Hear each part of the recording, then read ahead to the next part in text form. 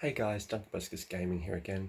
Sorry this video is so late. I know I promised you guys that I'd make it on November 1, but I was really tired that night and I've just gotten so caught up into keeping my quota for NaNoWriMo.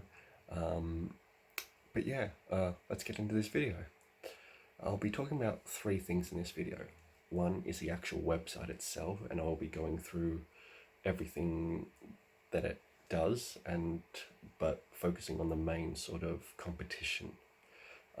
Second thing is I'll be reading a section out of chapter 1, which explores a legend that I created in the world. It's heavily Mulan and Mists of Avalon kind of inspired kind of thing. Avalon in the name of the legend, and we'll get into that later though. And the third thing is I'll I'll read a section out of the synopsis for each chapter, because what I do when I'm writing a book, because I screwed up when I first started writing books, and just wrote, but had no idea where the story was going. So from now on, when I write books, I have an idea in my head of what I want to happen, and then I say how many chapters do I want, and then in each chapter I create two folders for the actual chapter of the story that I'm writing, and a synopsis for the chapters.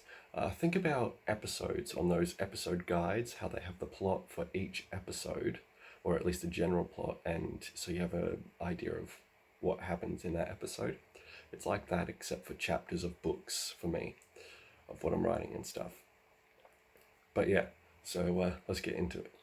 Oh, I should probably talk, if I'm going to talk about my book, I should probably talk about something that my brother helped me do.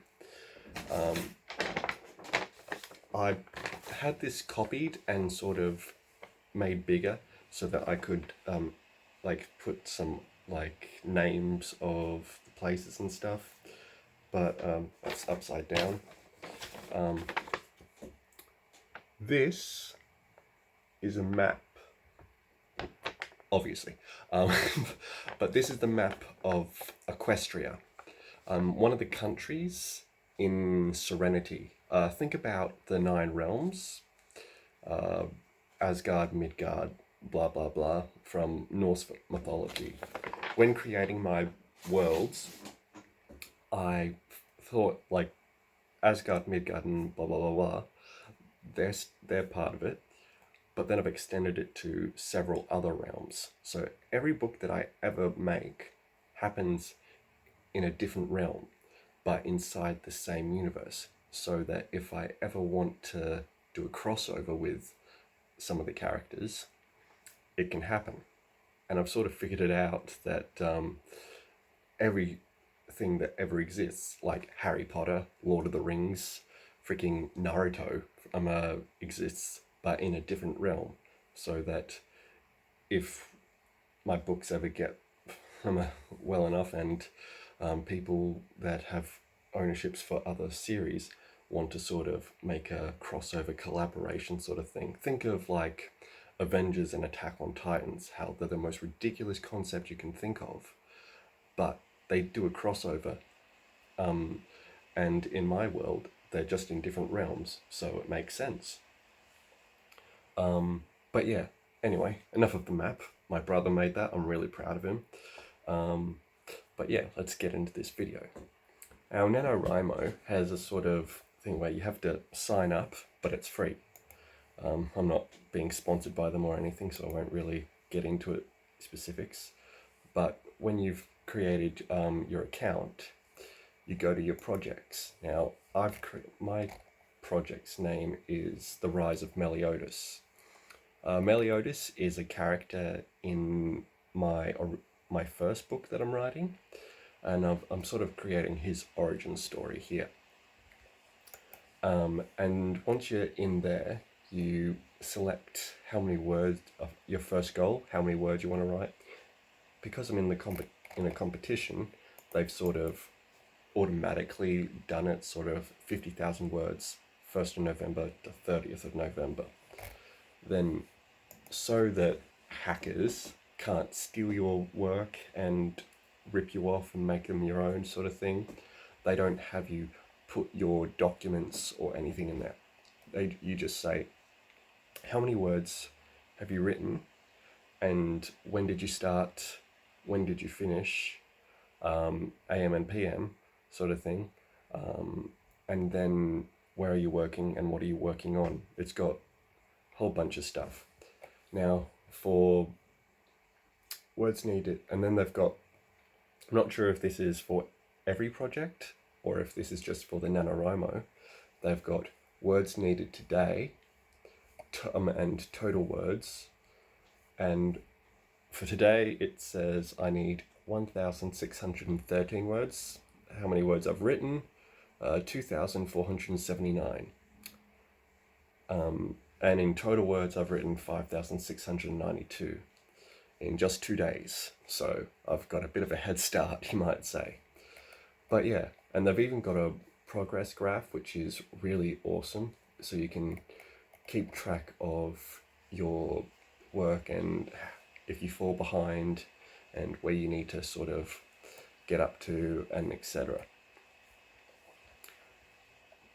It's got a lot of resources and stuff as well. Like it's got a buddy system where if you're not confident in your own writing ability, you can sort of message someone and say, hey, do you mind being like a test reader or helping me edit, or just a whole lot of things. And they've also got camps and stuff. I'm sort of sounding like it's a sponsor, but it's not a sponsor. I just have really enjoyed my time on it. I've only been on it for a little while, but yeah, it's a really good place if you're into writing and you're not really sure where to begin. And yeah, anyway, let's move on to the other aspects of the video. Not there. I'm going to just read a paragraph of the legend because the legend goes on for a few pages. And you'll probably be able to tell the inspiration that I took from Mulan and etc. Lady Avalon was born somewhere else, possibly in the capital. Somewhere completely different. Over the ages, that specific detail has been lost. But what hasn't is that she was always an unruly child, making trouble for adults, leading boys astray, getting up into mischief. Whether it be stealing from the market, climbing castle walls and trees, all sorts of things. She would always get punished by her parents, but always do it again. But as she grew up, more mature, she realized how limited she was in a world ruled by men. This is a fantasy setting, so I'm trying to keep it as realistic, or it's just like, I say realistic, but as hard as it was back in medieval. I mean, if you think about it, women have only, it sucks, but women have only really started being considered as equal, and it's really not okay. But as that's the case, I've sort of had this put in my book because it's in it's in a fantasy setting, but it's like Lord of the Rings sort of medieval kind of fantasy setting. So fucking hundreds, thousands of years ago, possibly millions. I'm not actually sure how many years ago the Middle Ages were. Didn't pay attention in history class. Probably should have done that, even if it just was for research for my book. Anyway. Yes, yeah. Sorry, I'm just trying to find where I was again. Limited in a world ruled by men, and her occupation was very limited. I said limited twice, I should probably change that. So yeah, it goes on about how women only had certain sort of occupations and blah, blah, blah. It makes... Now, our hero Avalon didn't like the way society looked upon women, but no one was willing to acknowledge her skills as a warrior, especially because there was a war brewing between us and the dragons.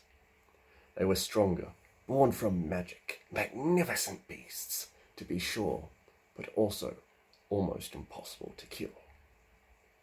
and they were the ones who started the war with us, slaughtering us like animals. Avalon realized that if she wanted to be noticed as a warrior, she wouldn't only need to hide the fact that she was a woman. She would have to excel in the military and kill a dragon.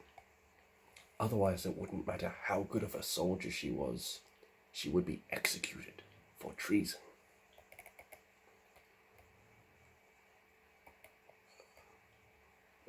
And this, because this is part of the story where there's a character giving exposition of the legend to other characters, so I'm having to scroll through and not say unimportant information.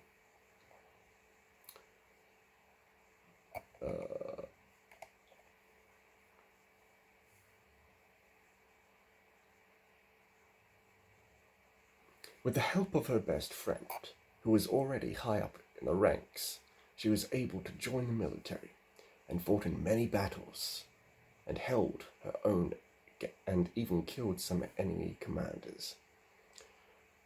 She gained a reputation as the Goliath, as she was as powerful as a giant. But then came the final confrontation with the King of Dragons, Zoildra.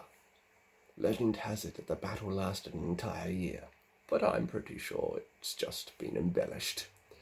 The result, however, was that Avalon killed Zoildra, but also died in the end. Her friend that helped her into the army carried her back home, where she was buried. But the land where the Dragon King and Avalon both fell in battle is right here in this town. It was erected to commemorate her sacrifice and the peace that she attained, however small it was. But yeah, so that's the legend. He goes on a bit longer, just commenting on the whole legend and stuff. But yeah, that's the legend of Avalon the Goliath. Obviously, I've literally only just finished chapter 1, so there's still some edits and there's still some edits and stuff that I have to do.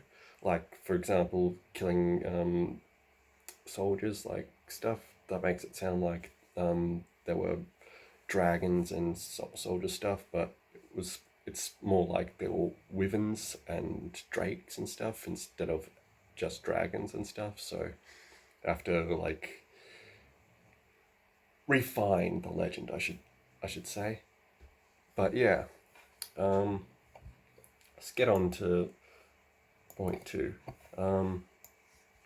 I'll just read the first paragraph of the first 2 paragraphs of the synopsis, and then basically go into how accurate or how much information I give that I had in my head from the beginning. Meliodas and his family on the run from humans and the traitorous demons. His mother and father are killed, but not before they make it to a human kingdom and hide Meliodas in a hollowed out tree. When I was writing the book, because I figured Meliodas wouldn't be his demon name, because, spoiler, he's a demon. So I had to give him another name, and I figured, what's a good demon name, but that I would literally just use for the first few bits of chapter 1 while referring to him before he got renamed by his human parents.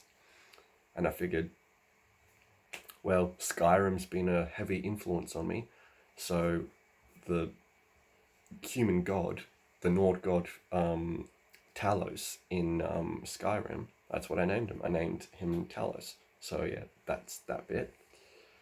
The humans and demons look for Meliodas, but are unable to find him, as he is being as he's being put to sleep by magic, and it only wears off after a week by the demons.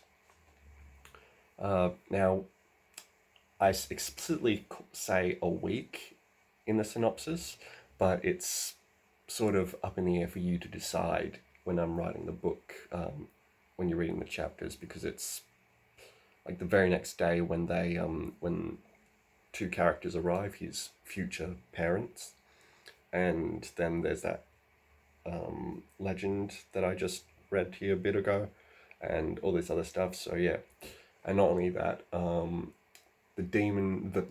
the humans don't survive to search for him because one of the only demon that was with the humans, I made it sound like there were a few demons, but there was only one demon that were with the humans that killed the Meliodas' demon parents. And because he like kills the demon, kill Zeman, his name's Zeman.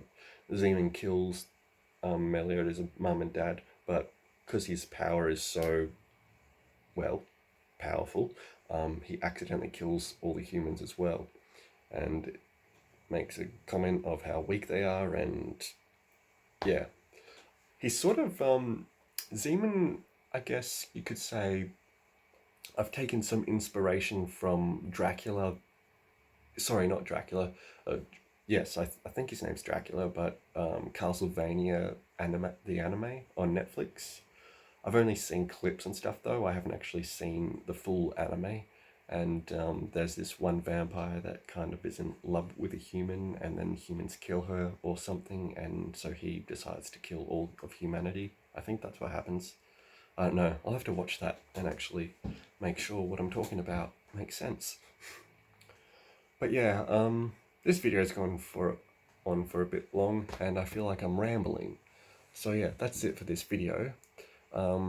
I will be doing daily updates on my Twitter, basically letting you guys know how many words I've done today, and how many words I've done in total, so that you guys are kept up to date and stuff. And I'll do like weekly videos like this, and try to actually have a better idea of what I'm going to say before I make the video. Anyway, that's it for me, guys. Hope you liked the video. Like it if you did. Subscribe and hit the bell if you haven't yet. And I will see you in the next video. As always, stay frosty. See you next time.